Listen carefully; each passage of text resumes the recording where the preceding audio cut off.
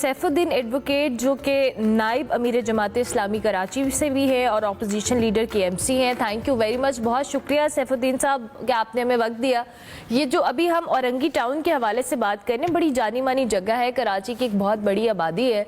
आपने अभी हमारे नुमाइंदे के हवाले से जो वहाँ पे नुमाइंदे लोगों से बात कर रहे थे वहाँ के मसाइल के हवाले से, सर ये बहुत मसला है। आपने हम जो विजुअल देख रहे हैं वही हमें देखकर खौफ आ रहा है, लेकिन जो लोग वहाँ पे रहते हैं उनके लिए कितने मसाइल मौजूद हैं जी? बिस्मिल्लाहिर्रहमानिर्रहीम। देखिए, एक तो बात यह है कि औरंगी की बात तो आपने बिल्कुल दुरुस्त फरमाई, लेकिन इस वक्त कराची पूरा इसी हाल में है। औरंगी टाउन क्या, डिफेंस क्या, PCHS क्या, लियारी क्या, लांडी कोरंगी, कोई भी कराची का इलाका ले लें, वहाँ पर इसी तरह के मसाइल हैं। सड़कें टूटी हुई हैं, गटर बह रहे हैं, पानी नहीं आ रहा, गैस नहीं आ रही। अब आप देखिए कि 77 साल पाकिस्तान को बने हुए हो गए और इस वक्त दुनिया के 5वें बड़े शहर और पाकिस्तान के सबसे बड़े शहर के मकीन जो हैं वो इस वक्त इस बात का रोना रो रहे हैं कि जनाब पानी नहीं आ रहा और ये हाल है। औरंगी टाउन का खुसूसी मामला ये है कि 1980 में इसकी ज़ाहिर के आबादकारी शुरू हुई और ज़्यादातर आबादकारी उन लोगों पर मुश्तमिल थी जो ईस्ट पाकिस्तान से हिजरत करके आए थे और गवर्नमेंट ने उनको बसाना शुरू किया था। अब आप ये देखिए कि इतना तकरीबन 40-42 साल गुजरने के बाद तकरीबन 44 साल गुजर गए, लेकिन इसके बावजूद औरंगी के मकीन जो हैं वो पानी को तरस रहे हैं। सीवरेज के मसाइल हैं। अब गैस का मसला जो इन्होंने बयान फरमाया, पूरी कराची में यही है। पूरी कराची में गैस की लाइनें बोसीदा हो चुकी हैं, उसमें पानी भर जाता है और जब गैस की लोड शेडिंग होती है, उसके बाद जब गैस की लोड शेडिंग का टाइम ख़त्म होता है तो गैस आने के बजाय घरों में पानी आना शुरू हो जाता है, गंदा गटर का पानी। तो अब ये जो मसाइल हैं इसका ज़िम्मेदार कौन है? इसका ज़िम्मेदार सीधी सीधी बात है कि वो लोग हैं जो इक़्तिदार के अंदर हैं। इसका कोई दूसरा जवाब तो हो नहीं सकता ना। और सिंध के अंदर तकरीबन 35 साल से पीपल्स पार्टी किसी न किसी हवाले से बरसर इक़्तिदार है। इस वक्त भी 16 साल से मुसलसल बरसर इक़्तिदार है। अब देखिए, सूरत हाल ये है कि औरंगी के मसाइल क्यों हल नहीं होते।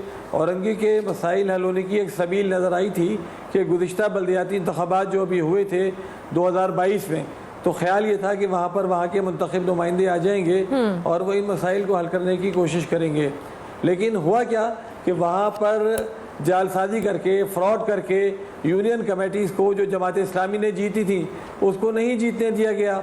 टाउन मोमिनाबाद टाउन वहाँ पर है, औरंगी टाउन वहाँ पर है, उनको जमात इस्लामी के पास नहीं आने दिया गया। चुनांचा पीपल्स पार्टी इन दोनों टाउन्स पर काबिज हो गई और सूरत हाल फिर वही है जो पूरी कराची के अंदर है।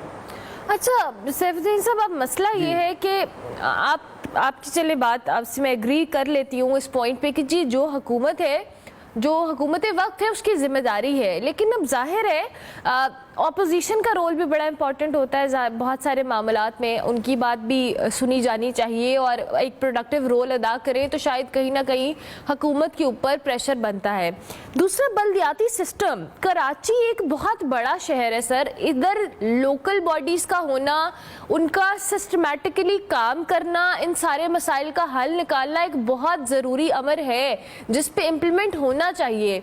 आप क्या समझती हैं जी, जमात इस्लामी इसमें क्या कॉन्ट्रीब्यूशन कर सकती है? क्योंकि जाहिर है लोगों का आपके मुताबिक जी अगर आपके साथ जालसाजी भी हुई है तो अगर लोगों ने आपको वोट भी दिया है तो उस वोट का आप लोगों पे कहीं ना कहीं डायरेक्टली नहीं तो इनडायरेक्टली जिम्मेदारी तो है। देखिए, बहुत ही अहम बात आपने की। इसमें सबसे अहम बात यह है कि एक तो सिंध में जो बल्दियाती निज़ाम अडॉप्ट किया गया वो इंतहाई बदतरीन बल्दियाती निज़ाम है। इस निज़ाम के अंदर किया गया कि पीपल्स पार्टी ने बदनीयती से ये एक्ट 2013 बनाया और इसमें वो तमाम इख्तियारात जो बल्दियाती इदारों को होने चाहिए थे वो सिंध हुकूमत ने ले लिए।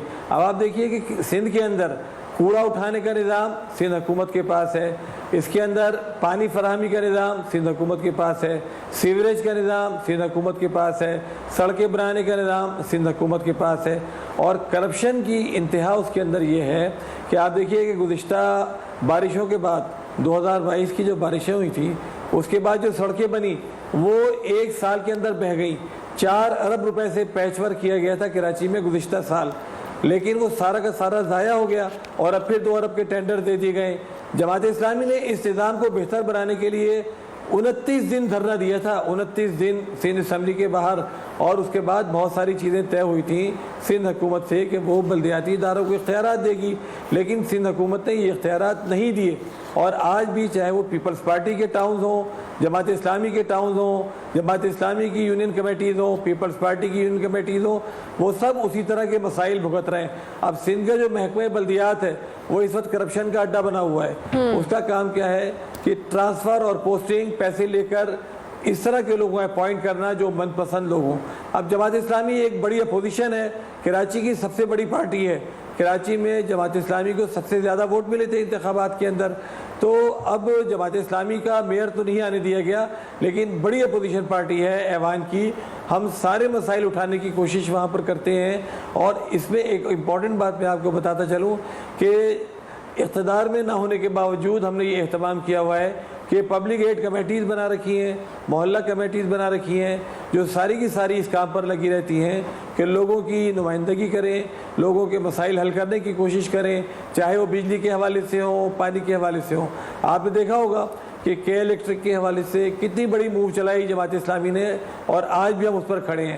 اسی طرح پانی کے مسئلے پر، گیس کے مسئلے پر، نادرا کے حوالے سے دیکھیے اورنگی ٹاؤن کا ایک بہت بڑا مسئلہ کیا ہے، یہاں پر ایک بڑی تعداد ایسی ہے جس کو شناختی کارڈ ٹیکنیکل وجوہات سے نہیں جاری کیے جا رہے۔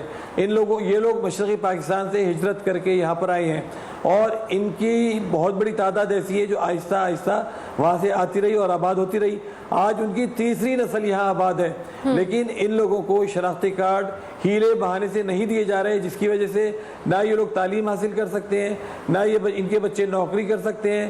اس مسئلے کو جماعت اسلامی مسلسل اٹھا رہی ہے، اس کے لیے ہم نے دھرنا دیا، پارلیمنٹ میں آواز اٹھائی، ہائی کورٹ گئے، ہر سبیل کر دیکھی، لیکن دیکھیں گورنمنٹ کے کان پر جو نہیں رینگتی، وہ یہ نہیں سوچتی کہ یہ پوری کی پوری نسلیں برباد ہو رہی ہیں۔ اگر ان لوگوں کو شناختی کارڈ جاری نہیں کیے گئے تو یہ کس طرح زندگی گزاریں گے؟ تو جماعت اسلامی تو اقتدار میں نہ ہونے کے باوجود ہر طرح کے مسائل حل کرنے کے لیے مستقل موجود ہے، اور اس پر بعض لوگ اعتراض بھی کرتے ہیں۔ اچھا سیف الدین صاحب، آپ نے بھی بات کی، آپ نے خود کہا کہ یہ مسئلہ صرف 1-2 سالوں کا نہیں ہے، یہ مطلب 1-2 مہینوں یا دنوں کی بات نہیں ہے، سالوں کا مسئلہ ہے، بلکہ میں تو سمجھتی ہوں دہائی کا مسئلہ ہے۔ یہ مسئلہ تب تک حل نہیں ہوگا، چلیں حکومت اس پہ کان پہ جوں نہیں رینگ رہی، لیکن میں بار بار میرا پوائنٹ وہیں پہ آئے گا، اور میں آپ سے ضرور چاہوں گی کہ جو آپ نے کہا کہ جماعت اسلامی اس وقت سب سے بڑی جماعت ہے، اپوزیشن کے اندر ہے، آپ لوگوں نے اپنے طور پہ کوشش کر رہے ہیں، آپ لوگ احتجاج بھی کیا، آپ لوگوں نے آواز بھی اٹھائی، لیکن حکومت کو اتنا ٹف ٹائم تو دینا پڑے گا اپوزیشن ایز اے اپوزیشن آپ کو، کہ وہ یہ ان گلی محلوں کے مسائل پورے کرے۔ سر کراچی، ہم اس کا لاہور سے کوئی کمپیریزن نہیں کر رہے، لیکن آپ کراچی کے حالات و واقعات، یہ جو بھی آپ مناظر دکھا رہی ہیں، صرف ایک علاقہ ہے، اور آپ نے خود کہا کہ ہم صرف اورنگی ٹاؤن کی بات کر رہے ہیں۔ ابھی آپ مختلف جگہوں پہ جائیں، وہاں پہ پانی، گندا پانی، سیوریج کا پانی، پانی نہ ملنا، ایسے وہ بیسک مسئلے ہیں جو اتنے بڑے شہر کی آبادی میں نہیں ہونے۔ دیکھیں اس میں صورتحال یہ ہے کہ اگر حکومت کی کوئی نیک نیتی ہو، کوئی پلاننگ ہو ان مسائل کو حل کرنے کے حوالے سے، تو مسائل حل ہوتے ہیں۔ اب پانی کا مسئلہ ہے، پوری کراچی پانی کے مسئلے کا شکار ہے۔ سب سے پہلے کراچی میں پانی کا جو یہ منصوبے ہیں عبدالستار افغانی صاحب کے دور میں شروع ہوئے، پھر نعمت اللہ خان صاحب کے دور میں K3 مکمل ہوا، اور K4 کا منصوبہ اس پر کام شروع ہوا۔ لیکن آپ یہ دیکھیے کہ نعمت اللہ خان صاحب 2005 میں سٹی نظامت سے فارغ ہوئے، 2005 سے آج تک ایک بوند پانی کا اضافہ نہیں کیا گیا، اور K4 کا منصوبہ جو چند سالوں میں مکمل ہونا تھا، وہ اس وقت بھی مکمل ہونا تو درکنار، اس کے کوئی آثار نظر نہیں آتے۔ تو جن لوگوں کی نیت نہ ہو، اصل میں یہ جو ایک وڈیرہ شاہی حکومت ہے، حافظ نعیم الرحمان صاحب جو گھڑی گھڑی کراچی میں یہ بات کہتے تھے کہ سندھ پر وڈیروں کی حکومت ہے جو عوام کے مسائل سے تعلق ہی نہیں رکھتے۔ اچھا، ان کے ذہن میں بھی یہ بات نہیں آتی، وہ عوام کو کیڑے مکوڑوں کی طرح سمجھتے ہیں، اور کراچی کے ساتھ تو خاص طور سے تعصب کرتے ہیں۔ کراچی کے متعلق تو ان کے نظریات بالکل دوسرے ہیں، وہی سمجھتے ہیں کہ چونکہ کراچی ان کو ووٹ نہیں دیتا، تو وہ سوچتے ہیں کراچی کو ہم سزا دیں اس بات کی، اور کراچی کے لوگوں کے مسائل حل کرنے پر ان کی کوئی توجہ نہیں ہوتی۔